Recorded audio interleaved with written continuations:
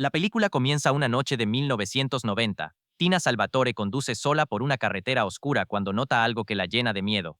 Un auto azul empieza a seguirla de manera insistente, como si el conductor hubiera puesto toda su atención en ella. La matrícula del vehículo es 2FAN 321, un detalle que más adelante podría convertirse en una pieza importante dentro de una historia llena de sombras. Tina acelera y se dirige al motel más cercano, esperando encontrar ayuda. Pero al llegar, descubre que el lugar está prácticamente vacío. Detrás de ella entra el mismo hombre, un desconocido al que llamaremos John. Sin prisa, se coloca guantes, saca de su bolso un cuchillo de caza y un rollo de cinta adhesiva. Para Tina, ya no queda duda de que no está frente a una simple persecución, sino ante una amenaza real. Desesperada, corre hacia el terreno abierto detrás del motel, intentando alejarse lo más posible.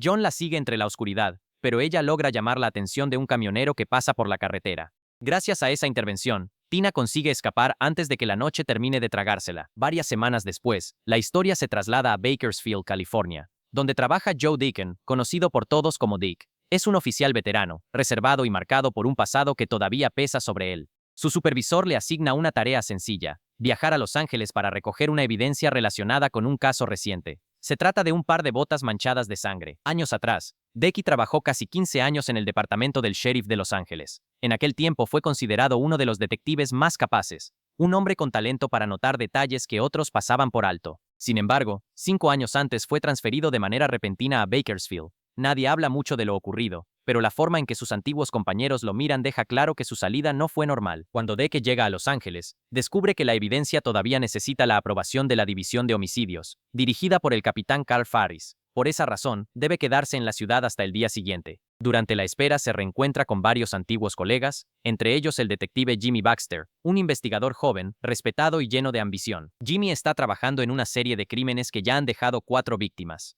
Los casos comenzaron 2 meses atrás, pero el responsable sigue sin rostro. Poco después, Jimmy sale junto al detective Sal Rizzoli y otro oficial para investigar una nueva escena en un complejo de apartamentos. Al notar el interés de Deck, decide llevarlo con ellos. La víctima es una joven llamada Julie Brock. La encuentran en una escena muy inquietante, sin ropa, con las muñecas sujetas con alambre, la cabeza cubierta con una bolsa plástica blanca y el apartamento lleno de señales de violencia. Todo indica que quien estuvo allí quiso dejar un mensaje, o al menos controlar cada detalle de la escena. Mientras los detectives revisan el lugar, Deck examina una habitación ubicada justo enfrente del apartamento de Julie. Desde esa ventana se puede ver claramente el interior del lugar donde ella fue encontrada. El cuarto está vacío, excepto por una silla colocada frente a la ventana. Para Deck, ese detalle sugiere que alguien pudo haber estado observando a Julie antes o después de que su vida fuera apagada. Luego Decky mira el cuerpo de Julie en silencio. Algo en la escena despierta recuerdos que preferiría mantener enterrados. La forma en que fue encontrada se parece demasiado a las víctimas de una antigua investigación conocida como el caso North,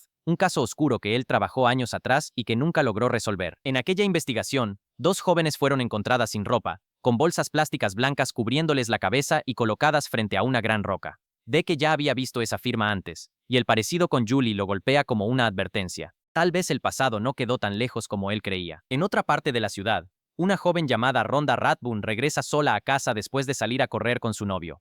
Ella lleva un broche rojo en el cabello, un accesorio que sus padres reconocerían en cualquier parte. En el camino, un auto marrón empieza a seguirla. Después de esa noche, Rhonda desaparece sin dejar rastro. A la mañana siguiente, Decky recibe un aviso de su supervisor. Las botas que fue a buscar ya no necesitan regresar a Bakersfield. En teoría, su trabajo en Los Ángeles ha terminado. Sin embargo, el caso de Julie ha despertado algo en él. Antes de irse, Jimmy le pide que esté presente durante el interrogatorio de Stan Peters, un hombre con antecedentes preocupantes. Según algunos testigos, Stan fue visto observando el apartamento de Julie desde el edificio de enfrente en más de una ocasión. Durante el interrogatorio, él niega cualquier relación con lo ocurrido. Entonces Deck le pide a Jimmy que mencione el nombre de Mary Roberts. La reacción de Stan cambia al instante. No confiesa nada, pero su comportamiento se vuelve extraño, como si ese nombre hubiera tocado una fibra oculta. Desde detrás del vidrio, Jimmy observa la reacción y decide que deben investigar cualquier conexión entre Stan y Mary Roberts. Mientras tanto, los padres de Rhonda denuncian oficialmente su desaparición, aumentando la presión sobre el departamento. Aunque ya no tiene motivos laborales para quedarse,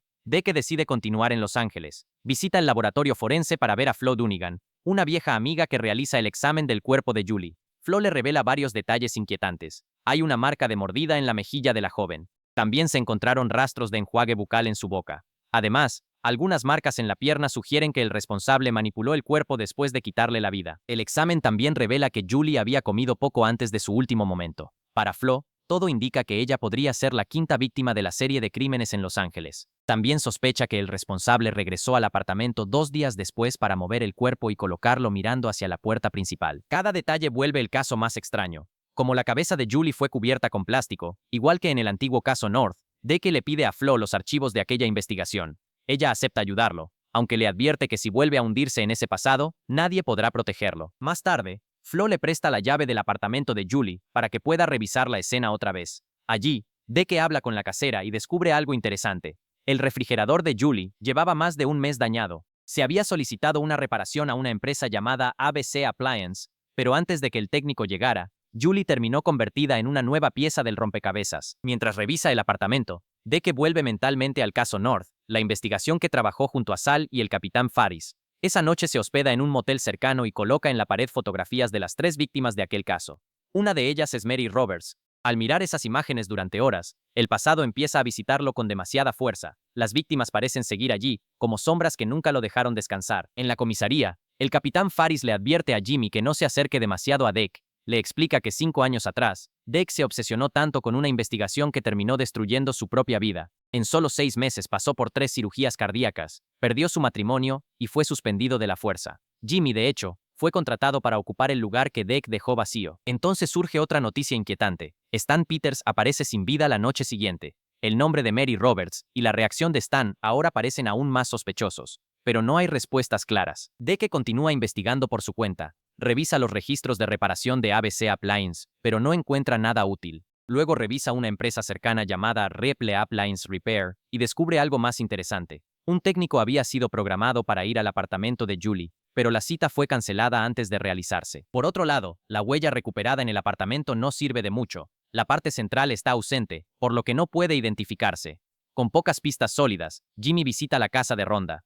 Sus padres le hablan del broche rojo que ella siempre llevaba, un detalle pequeño pero importante. Poco después, aparece el cuerpo de una joven flotando en un río. Por fortuna no es Rhonda. Deke llega a la escena y se encuentra con Jimmy, quien quiere respuestas sobre Mary Roberts. La muerte de Stan después del interrogatorio solo ha aumentado sus dudas. Deke evita explicar el pasado, y en cambio, le entrega una lista de técnicos que trabajaron cerca del apartamento de Julie. Jimmy empieza a preguntarse por qué un detective con tantos logros como Deke nunca ascendió realmente en Los Ángeles y terminó transferido a otra ciudad. Deke vuelve a esquivar la respuesta, aumentando la sensación de que oculta algo. A la mañana siguiente, uno de los colegas de Jimmy descubre información sobre las 3 víctimas del caso North, incluida Mary Roberts. Las 3 habían trabajado en la calle, fueron drogadas antes de que sus vidas fueran apagadas y fueron encontradas en el mismo lugar. Más tarde, Deke y Jimmy conversan sobre los crímenes actuales. Ya son 6 víctimas con patrones similares. Todas fueron atacadas con arma blanca, tenían las manos atadas y fueron silenciadas. Algunas fueron encontradas en Los Ángeles, otras en North County, y los lugares no coinciden con facilidad. Eso sugiere que el responsable pasa mucho tiempo en carretera y probablemente usa un vehículo con muchos kilómetros recorridos. Dake cree que el motivo no es solo práctico. Para él, el responsable actúa movido por una necesidad oscura y perturbadora, aunque curiosamente ninguna víctima presenta señales de agresión sexual. Jimmy también menciona un detalle extraño. Se encontró carne asada en el estómago de una víctima, aunque Julie era vegetariana. La conversación vuelve al caso North. Deke lleva a Jimmy al cauce seco donde fueron halladas las víctimas años atrás. Allí, frente a una gran roca, 2 jóvenes fueron colocadas una frente a la otra con bolsas plásticas blancas cubriéndoles la cabeza. La tercera fue encontrada cerca. Deke cree que ese caso debe reabrirse, porque el nuevo patrón se parece demasiado. Poco después, Jimmy informa que 2 nombres de la lista de técnicos tienen antecedentes. Esa noche, Deke visita a uno de ellos, Albert Sparma. De inmediato nota algo que encaja con su teoría. El auto de Albert tiene un kilometraje inusualmente alto. Cuando Albert llega, Deke le pregunta por todos esos kilómetros y también muestra interés en revisar el baúl. Albert se niega. Como Deke no tiene autorización legal, finge marcharse, pero cuando Albert saca la basura, Deke recupera discretamente las bolsas y las lleva al motel. Mientras revisa la basura, encuentra un pedazo de pizza. Se lo lleva a Flo, y el análisis revela que las marcas de mordida tienen un tamaño y forma muy parecidos a la mordida encontrada en Julie. A partir de ese momento, Deke se convence aún más de que Albert puede estar relacionado con los casos. También le llama la atención que cerca de Triplets Appliance Repair haya un restaurante de carne asada. Para él, ese pequeño detalle podría conectar varias piezas, así que empieza a seguir a Albert durante todo el día. La vigilancia lo lleva hasta un club nocturno, donde observa que Albert entrega comida a mujeres que trabajan en la calle. Al día siguiente, Albert se da cuenta de que lo siguen. En lugar de huir, usa un retorno poco conocido en la ruta 126 y vuelve directamente hacia Deke. acercándose a su auto con actitud desafiante. Poco después, Jimmy llama con una información importante. La segunda víctima de Los Ángeles fue encontrada cerca del marcador de milla 467, en esa misma ruta. Para Deke, eso fortalece su teoría. Albert podría moverse entre North County y Los Ángeles usando rutas largas sin llamar la atención. Además, descubren que una grúa recuperó un vehículo abandonado registrado a nombre de Albert. Deke empieza a pensar que tal vez cambia de autos para evitar ser detectado. Finalmente, Albert es arrestado y llevado a interrogatorio. Al mismo tiempo, Tina llega a la comisaría para denunciar el episodio del motel. Mientras Alvarez entra esposado, ella lo ve brevemente. Durante el interrogatorio, Alvarez se muestra tranquilo, casi como si esperara ese momento. Dice que le fascinan los casos criminales y que sigue los reportes locales. También asegura que su auto anterior fue robado y que él hizo la denuncia, aunque la policía nunca le dio seguimiento. Cuando le muestran fotos de las víctimas, Albert niega cualquier participación. Su calma exaspera a Deke. Nada parece incomodarlo. En un momento Deke pierde el control y casi lo ataca, pero otros oficiales lo detienen. Tina identifica a Albert en las fotos como el hombre que la siguió aquella noche. Sin embargo, esa identificación no sirve como prueba sólida, porque ya lo había visto esposado en la comisaría, lo que pudo influir en su memoria. El caso vuelve a estancarse. Para colmo, Faris anuncia que si no hay avances, el FBI tomará control en 2 días. Esa noche, Jimmy visita a Deke en el motel. Las fotos del caso North siguen clavadas en la pared. Deke le insiste en que deben registrar el apartamento de Albert. Jimmy acepta, aunque no tienen orden legal. Desesperados, planean una trampa. Jimmy citará a Albert en una cafetería con la excusa de disculparse, mientras Deke entra al apartamento. Cuando Albert se marcha, Deke irrumpe en el lugar. Encuentra un cuarto de revelado fotográfico, un escáner policial y una caja escondida bajo la alfombra. Dentro hay objetos personales, un reloj de mujer y recortes de periódicos sobre varios casos, incluyendo el caso North. Pero Albert sospecha. Al ver que Jimmy no aparece en la cafetería, entiende que registran su apartamento. Entonces llama a la policía y presenta un reporte falso sobre un detective sin vida dentro de su casa. Su plan es que los oficiales sorprendan a Deke en un registro ilegal. Al escuchar el reporte por el escáner, Deke escapa por los techos justo a tiempo. Al día siguiente, Jimmy descubre que Albert decía la verdad sobre su auto robado. Sí hizo la denuncia, pero el departamento la registró mal. También se sabe que, 6 semanas después del caso North, Albert viajó a Detroit. Para Deke, eso puede ser una señal de que intentó alejarse de la investigación. Jimmy y Deke siguen vigilándolo. Albert deja su auto, toma un autobús y va a un club nocturno, pero nada ocurre. Cuando Deke se aleja a una tienda, Albert se acerca a Jimmy y lo sorprende. Jimmy saca su arma y lo presiona para que diga dónde está Rhonda. Albert ofrece llevarlo, pero con la condición de que Deke no los acompañe. Jimmy acepta. Deke los ve salir y los sigue de inmediato. Albert conduce hasta un enorme campo vacío, lejos de todo. Allí señala un punto del suelo y sugiere que Rhonda podría estar enterrada cerca. Jimmy empieza a cavar, siempre alerta, pero Albert cambia de lugar una y otra vez, jugando con su paciencia. El calor, el cansancio y la presión empiezan a consumir a Jimmy. Abre varios agujeros sin encontrar nada. Entonces Albert provoca aún más su mente, mencionando su familia y dando a entender que la pesadilla nunca terminará. Finalmente, Jimmy pierde el control y lo golpea con la pala. Albert cae sin vida. Cuando Deke llega, encuentra a Jimmy en estado de shock. Entiende que ya no hay forma de retroceder.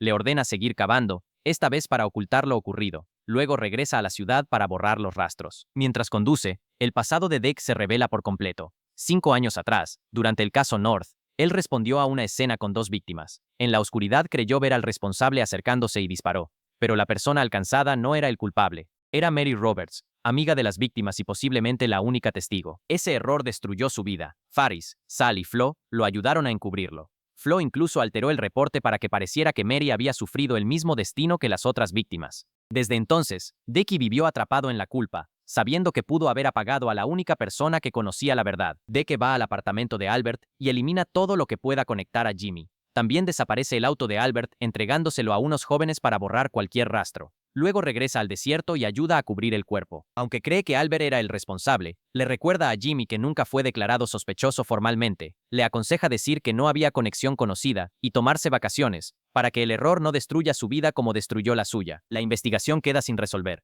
Albert desaparece oficialmente, pero no hay cargos ni respuestas. Jimmy intenta volver con su familia, aunque la culpa lo persigue. Para aliviarlo, Deke le envía un paquete con un broche rojo como el de Rhonda, insinuando que Albert sí era el culpable. Pero la verdad es más fría. Deke compró el broche en una tienda común. Al final, Deke quema las pertenencias de Albert y destruye los últimos rastros de aquella historia. La moraleja deja una sombra difícil de olvidar. A veces, lo que más pesa no es el mal que no se logró detener, sino un pequeño error que se queda caminando detrás de una persona por el resto de su vida. Fin de la película.